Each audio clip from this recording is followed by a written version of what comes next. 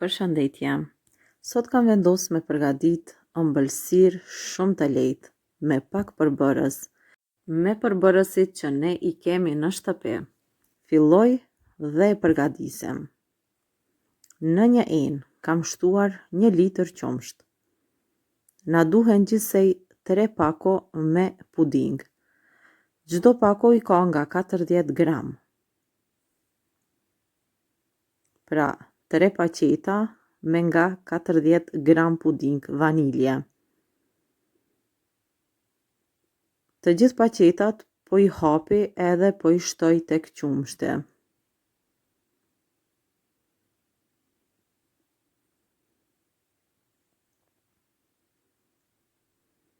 Tani po shtoj sheqerin.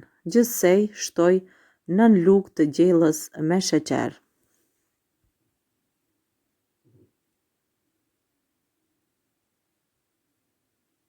Pasi kemi shtuar sheqerin, e përziej mirë që të gjithë përbërësit të treten dhe të bashkohen. Pastaj e vendosim në zjarr për ta zier. Pudingun e ziejmë duke e përzier vazhdimisht që mos të ngjitet për tenxhere. Në momentin kur fillon me u trash, e ziejmë për 1 minutë, duke e përzier pra thash vazhdimisht që të mos të ngjitet. Kur pudingu ka fituar këtë trashësi, atëherë pudingu është gati. E heqim nga zjarri. E përziejmë me lugë pak që të ftohet për 2 minuta ose 3 dhe pastaj do ta shtojmë te kjo ena këtu dhe e mbulojmë me foli. Pra, najlon foli dhe kështu e lajmë me u ftof në temperaturë dhome përgjithësore, pastaj e shtim në frigorifer që të ftofet më shpejt. Në një enë tjetër kam hedhur 125 gram margarin ose gjysmë margarini dhe e përziej me mikser derisa të shkumoj, pra shikone të bëhet kështu. Margarini ka qëndruar në temperaturë dhome, jo të merrni margarin që është nga frigoriferi, por paraprakisht ta heqni nga frigoriferi dhe ta leni të qëndrojë në temperaturë dhome së paku 3-4 orë përpara. Pra, tani po e miksojna me mikser edhe pudingun që më lehtë ta kemi përzierjen, pra me margarin. Shtojmë disa lugë tek margarini dhe përziejmë prap me mikser, sepse në këtë mënyrë do të bashkohet më mirë pra pudingu me margarin. Nëse nuk e dëshironi margarinin, atëherë mos I shtoni margarin, por lene vetëm pudingun ashtu pra siç është.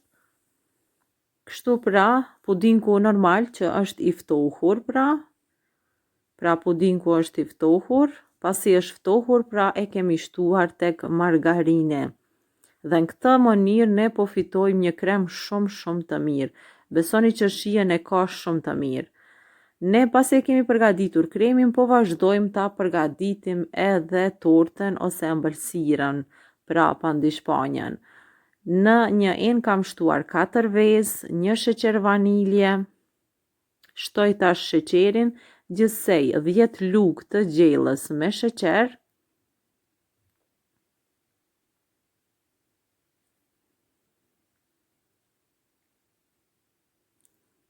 I përziej me mikser derisa të krijohet një shkumë e bardhë, siç po e shikoni tash në video pra. Shikone pra, është bërë shkumë e bardhë dhe fillon të trashet. Përafërsisht do ta miksoni apo përzijeni me mikser për 5 minuta. Tani vazhdojmë edhe ja shtojmë mielin. Gjithsej do të shtojmë 10 lugë me miell, pra 10 lugë të gjellës me miell.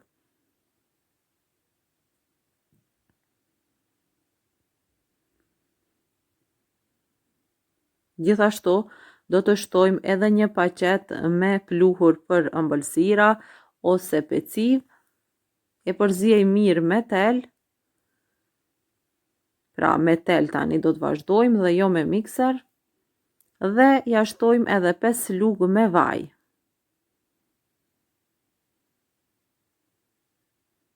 Pra 5 lugë të gjellës me vaj. E përziej mirë që të bashkohet mirë masa. Edhe kështu pra duhet të duket pra brumi i ëmbëlsirës. Tani të shohim pra këtu kam tepsien ku do të bëj edhe pjekjen e tortës apo ëmbëlsirës, po i shtoj një lugë të gjellës me miell, pra në mungesë të letrës për pjekje ju mundeni të veproni në këtë mënyrë që tortja mos t'ju digjet ose mos t'ju ngjitet për tepsie. Pra do ta ktheni her nga njëra anë dhe her nga ana tjetër në mënyrë që të lihet e gjithë tepsia me miell. E shtojmë tash brumin në tepsi dhe do të mundohemi me anë të lugës të përhapim në të njëjtën mënyrë apo mbi tërë sipërfaqen e tepsisë. Pra brumi të ketë atë trashësinë e njëjtë në të gjitha anët. E shkundim pak, pra sa të merr atë formën pra të njëjtë, si në video. Dhe tash do ta shtim për ta pjekur.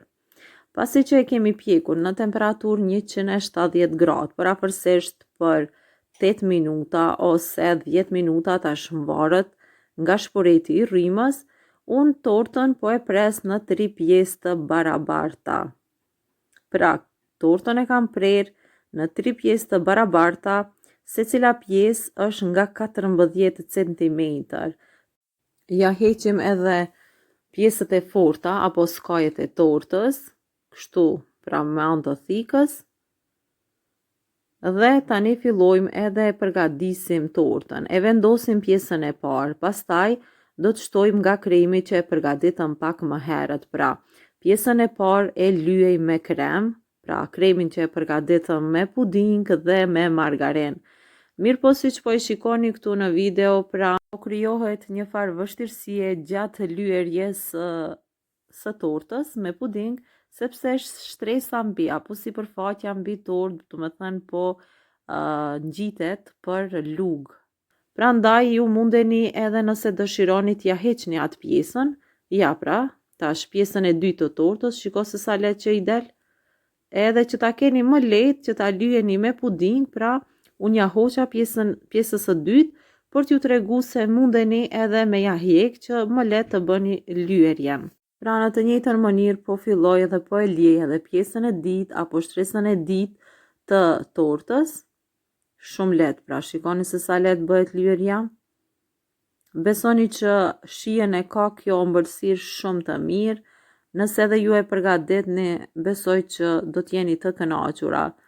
Pasi e kemi lyer shtresën e dytë, e vendosim edhe shtresën e tretë në anën e kundërt.